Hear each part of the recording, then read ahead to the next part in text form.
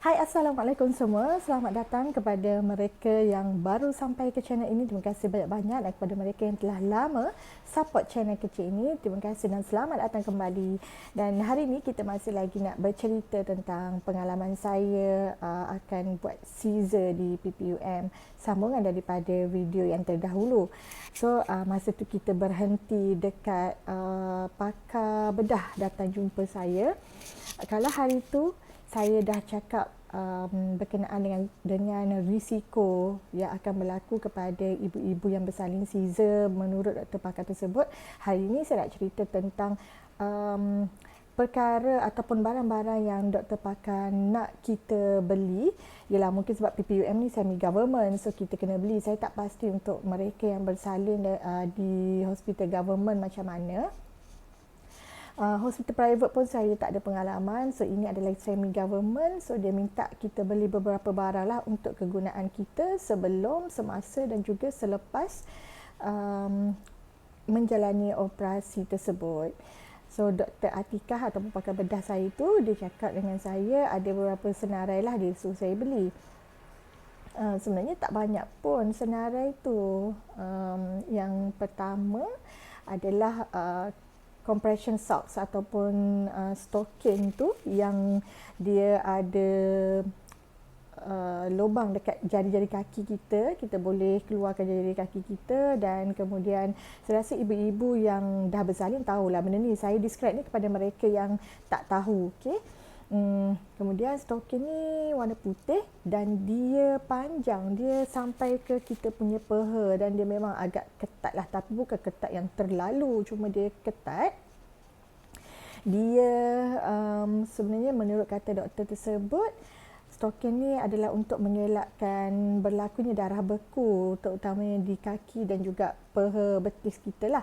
Dan dia tak nak darah beku ni berlaku sebab dia memang bahaya kepada mamis, especially kalau darah beku tu naik sampai ke atas, terutamanya naik ke paru-paru, itu memang bahaya katanya. Okay, correct me if I'm wrong kepada mereka yang lebih tahu ataupun ada yang medical, yang duduk dalam medical bidang dekat dalam video saya ni, bolehlah komen kat bawah kalau ada yang tersalah, sebab saya bukan expert dalam bidang kesihatan, jadinya mungkin saya salah faham ataupun salah dengar, salah tafsir dan sebagainya. Okey, itu satu benda yang saya kena belilah. Semua ni ada dekat farmasi. So stocking ni kalau tak silap saya harganya dalam RM80 ke RM89, saya tak ingat. Okey, yang kedua apa yang saya kena beli adalah body shower, body apa yang dipanggil, saya tak ingat lah, tapi dia adalah macam shower gel lah, bukan shower gel lah, body foam, untuk mematikan kuman. Dia kecil je botolnya, tak silap saya lebih kurang dalam besar ni je kot. Katanya benda ni untuk mematikan kuman dan saya kena guna sebelum menjalani pembedahan. Saya tak ingat berapa harga benda tu. Kalau sebenarnya masa doktor cakap, saya lupa nak tanya doktor tu bila saya kena guna, dan lepas tu saya tanya nurse bila saya kena guna shower gel tu. Dia kata saya kena guna 2 kali, itu pada malam tu sebab saya dah masuk, saya admit tu petang. So dia kata mandi malam ni kena pakai separuh, esok sebelum operation pun kena pakai separuh lagi. Okay, tapi saya tak adalah sampai habiskan satu botol tu ataupun guna separuh sekali pakai, sebab bila saya letak tu dia macam dah banyak buih. Kalau saya letak separuh, banyak mana pula saya nak pakai kan. Okey, itu dua perkara yang memang dia suruh beli. Okey, dan satu lagi doktor bagi option dekat saya, ubat untuk ubat untuk kurangkan melekat. Sebenarnya saya, masa tu saya tengah down, tengah sedih. Saya pun tak faham sebenarnya melekat apa. Saya tanya dia melekat apa, dia kata untuk mengelakkan daripada, kalau tak silap saya, organ dalaman saya. Sekali lagi, kalau ada mereka yang tahu ataupun yang berada dalam bidang ni, tolong tulis di kolom komentar supaya saya dan juga penonton yang lain dapat belajarlah apa sebenarnya yang dimaksudkan dengan ubat anti melekat tu. Cuma apa yang saya tengok baru-baru ni, mungkin saya akan buat research lagi dan kemudian saya akan buat correction ataupun akan bagi tahu baliklah dekat channel ni apa sebenarnya ubat anti melekat tu. Kalau ikut saya baca sekilas lalu dekat Facebook, rupanya mereka yang bersalin season ni dia ada risiko untuk organ dalaman dia melekat ataupun rahim dia melekat. Patutlah doktor tu cakap ubat ni adalah untuk mengelakkan rahim ataupun organ dalaman daripada melekat, dan ubat tu juga dia boleh memberi tempoh masa yang pendek lah untuk kita mengandung lagi. So saya tak tahu ubat tu macam mana. So bila doktor tu suruh beli, saya just beli je lah kan. Tapi kenapa dia bagi saya option, dia kata sama ada saya nak beli ataupun tidak terserah kepada saya. Ubat ni mahal sikit lah, harganya dalam RM200. Okey, tapi saya fikir untuk kesihatan dan keselamatan ini adalah satu ikhtiar dan usaha. Saya beli jugalah. So kalau tak saya habis dalam dekat 300 juga hari tersebut untuk beli barang-barang yang doktor minta saya beli ni. Tapi yang ubat yang melekat ni dia tak wajib lah, itu option sama ada nak beli atau tidak. Saya rasa dia orang faham yang ubat tu terlalu pricey, so bukan semua orang willing untuk spend money for that lah. And then saya pun tak tahu sebenarnya ubat tu ubat apa. Maksudnya macam mana cara penggunaan dia, makan ke, sapu ke. Saya membayangkan ubat tu selepas operation saya kena tabur dekat bekas operate tu. Rupanya tidak. Pagi esoknya Dr. Atikah datang jumpa saya lagi. Dia bawa, saya tak tahulah dia bawa ketua department dia ke macam mana, dia kenalkan pada saya lah yang hari ni saya akan jalani operation dan sebagainya. And then dia tanya saya, puan beli ke ubat yang saya cakap semalam? Saya kata, ya saya beli doktor. Dia kata, kat mana ubat tu? Lepas tu saya letak ubat tu sebenarnya dekat sebelah saya je, atas macam ala loker kan. Kat hospital kan ada loker pendek tu dekat sisi katil kita. So dia kata, saya tanya, doktor bila saya nak pakai ubat ni? Dia kata, oh tak apa, ini kita yang akan uruskan. Saya ambil ya ubat ni, saya yang akan bawa masuk bilik operate nanti, kita yang akan uruskan. So puan tak payah risau, saya dah ambil ubat ni, saya yang akan buat perkara yang selanjutnya lah. So itulah antara 3 perkara yang doktor minta saya beli. So dalam pertemuan saya dengan Dr. Atikah pada petang tersebut, Dr. Atikah selain daripada dia menerangkan kepada saya risiko-risiko, kenapa baby tu kenapa saya perlu menjalani caesar, saya tak digalakkan untuk buat percubaan untuk bersalin normal semua. Dia minta saya sign satu borang. Yelah, kita nak operate kan, kena sign lah borang tu. So bila dia minta saya sign borang tu, saya macam sedih lah kan. Macam bila saya sign borang tu, of course lah, dah muktamad lah yang saya akan dibedah. Kemudian, saya tak tahu kenapa saya lembek sangat hari tersebut. Saya selalu nangis, depan doktor pun saya nangis. Tapi doktor sangat memahami. Dia cakap dia faham kenapa saya rasa macam tu. Kalau dia sendiri, kalau dia di tempat saya pun, dia akan rasa benda yang sama. Sebab selama ni, kandungan saya okey, tiba-tiba immediately orang nak operate kan. Saya tak bersedia secara mental dan fizikal. Lain lah kalau saya dari awal tahu saya memang kena operate. Itu lain cerita. So, dia cakap dengan saya, bersabar, insya-Allah tak ada apa-apa yang akan berlaku. Lepas tu masa saya nak sign borang tu, saya sign borang tu sambil saya cakap macam ni. Saya kata, sambil saya nangis lah masa tu. Saya cakap, baby, mami buat semua ni demi untuk baby.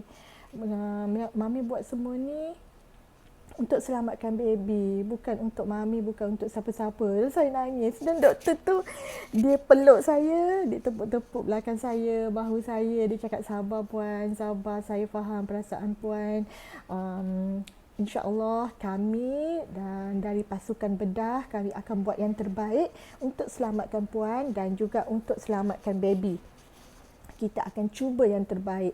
Dan insya-Allah esok pagi puan akan jumpa baby puan yang puan rindu dan puan sayang tu. Dia cakap kita cuba yang terbaik. So yelah, apa pun doktor cakap masa tu kita still rasa macam takut, kita rasa tak tahulah, rasa tak dapat, apa yang doktor cakap tu tak dapat menenangkan hati saya pada ketika itu. Cuma saya ingat Allah dan saya teringat satu post, kalau you all tahulah Dr. Imelda Balchin kan, dia selalu post dekat Facebook dia. Saya ingat satu kata-kata dia dulu, dia kata doktor ni macam macam entertain anak lah, dia cakap. Macam anak nak main pisau, tapi mak bapak tahu yang pisau tu tak selamat untuk anak. Jadi mak bapak akan advise kepada anak tu dia tak boleh main pisau. Even kalau dia dah main kali pertama dia selamat, tapi itu mungkin nasib dia selamat, rezeki dia untuk selamat. Tapi yang sebenarnya pisau tu memang tajam, memang tak selamat untuk anak-anak. Maksudnya untuk kanak-kanak lah kan. So saya fikir macam itulah, saya fikir ini rezeki Allah bagi kat saya. Allah dah bagi saya smooth dalam journey pregnancy saya. So mestilah Allah tak akan bagi kita sentiasa mudah. Of course Allah akan bagi kita sedikit ujian, cabaran. Kita kena ambil positif. Allah jaga saya fikir Allah jaga saya. Ini takdir yang Allah tentukan. Pasti ada hikmah di sebaliknya. Pasti Allah telah menyiapkan sesuatu yang lebih indah daripada apa yang saya nak. Itu je jadi penguat saya. Dan satu lagi saya fikir doktor lebih tahu daripada apa yang saya tahu. Sebab doktor itu dia dah belajar bertahun-tahun dan dia dah banyak passion.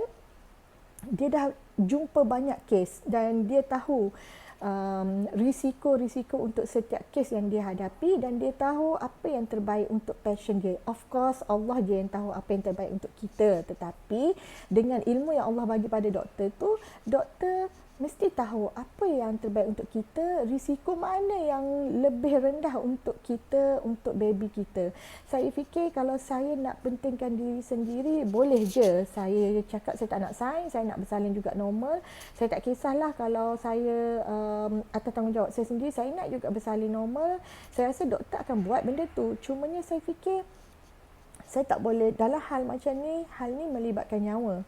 So, saya tak boleh pentingkan diri saya sendiri. Kalau saya berkeras juga nak buat secara normal, macam mana kalau tiba-tiba baby saya tak selamat? Pasti saya akan menyesal seumur hidup saya disebabkan kedegilan dan keegoan saya.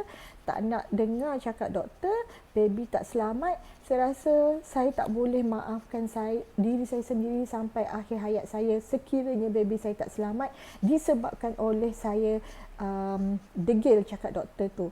Tetapi kalau saya dah berusaha, saya dah dengar cakap doktor, advice perubatan dan sebagainya, andai kata baby memang tak selamat, sekurang-kurangnya saya dah berikhtiar yang terbaik untuk dia. Yelah, baru saya faham perasaan ibu. Kita tak fikir pasal kita, kita akan lebih banyak fikir pasal anak kita. Saya tak selamat tu, itulah yang cerita. Cuma saya berdoa, saya selamat supaya saya dapat jumpa baby, dapat jaga baby, dapat besarkan baby, itu je. Tapi seandainya saya tak selamat, bagi saya tak ada, yelah, kita dewasa, kalau kita tak selamat, itu dah lain cerita lah. Yang penting baby tu selamat. So saya rasa itu saja.